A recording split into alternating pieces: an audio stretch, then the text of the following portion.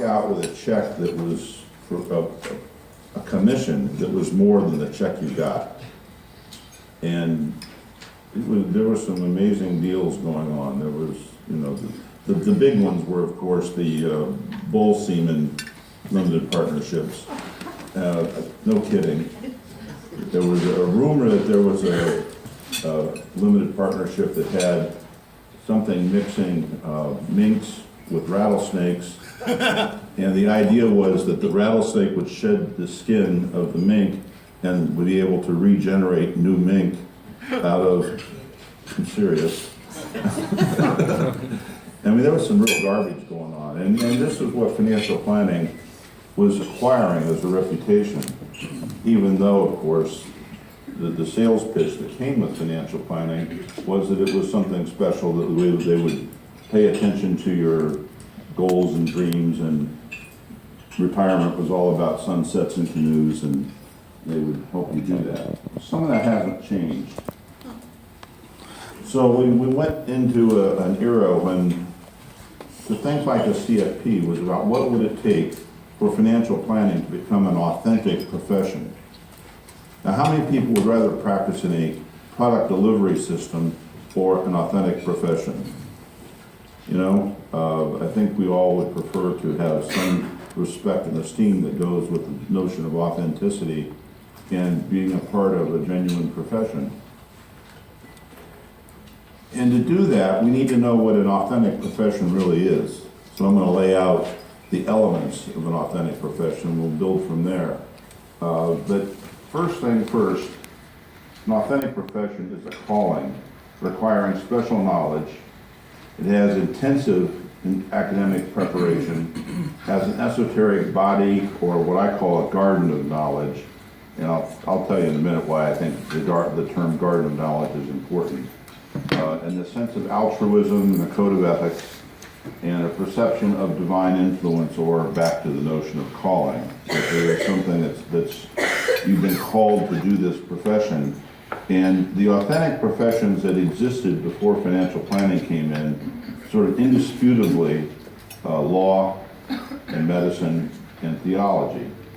And so you look at the common elements of those, and you're looking at, again, these elements of calling and academic preparation, body of knowledge, sense of serving for a cause that's greater than just the profit involved, that you're serving a need of humanity that's extremely important. Does that all make sense? And it's, you know, we use the term profession very loosely. An automobile mechanic can be called, that's my profession, I'm an automobile mechanic. But an automobile mechanic is not part of an authentic profession in the sense that meets these elements. And, you know, it's not to be insulting to an automobile mechanic. I think they're great, and my car appreciates them. But it's not the same as what law and medicine and theology have involved, which is to deal with issues of society that are indeterminate, that are really hard, and ask people to focus on the hard to deal with type questions. That humanity needs professionals dealing with these issues, but there's no answer. There's no test that you can take and say, by golly, you're a great theologian. By golly, you're an incredible doctor. That's not what tests do, and nor lawyers, for that matter.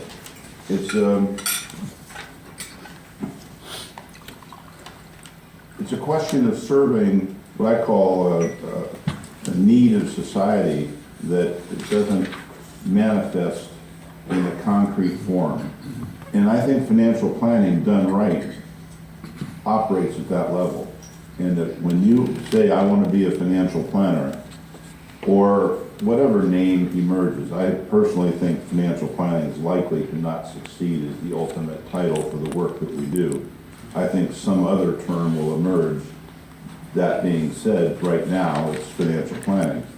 And it's people that help other people relate to the fearsome forces of money and help people live their lives in response to this incredibly important, potent force that is in society, like health, like law, like religion, like the forces of spirit, that people need things that need folks to help them with these issues. And again, it's not like there's set answers, but it is a set calling that works. Again, I'll ask the question, does this make sense? And it's just a job that you feel like you've applied for when you say, I want to be a financial planner. So we have to look at the identity of what it means to be a financial planner, and we look at such things as mission and purpose. And this garden of knowledge and the issues of the profession. We're going to look at these as the morning goes forward. And what is our relationship to the financial services industry? What are our responsibilities to the public? And what are our responsibilities to the academic world? And then what are the, perhaps more importantly, what are the responsibilities of the academic world to the profession? If we look at the issue of mission and purpose, I personally believe that that's an unsettled issue that is incredibly important to the profession of financial planning, that we need to decide what is it that we're here for, what is the purpose of the profession. And I have a particular definition of mission and purpose, and that is this profession works with the relationships individuals and families have with money and the awesome or fearsome forces that it generates throughout their lives. I've worked pretty hard at developing this statement. I think it takes it in. I think that if you pay attention to literally each word, it's in there, that it's there for a reason. And that we have a need to be able to relate individuals and money that has emerged literally since World War II and is the reason that financial planning got started in the first place and how it's evolved since then. So I want you to keep this in mind as we continue our conversations, this mission statement of the financial planning profession. And this is not how I have seen it put elsewhere. Again, we still have the ongoing struggle between sales and professional advice. And there are a lot of people who would disagree with this, but I think it takes in the mission and purpose of what it is that we do and how it is that we do it, and ought to be governing our membership bodies, our credentialing bodies, our academics.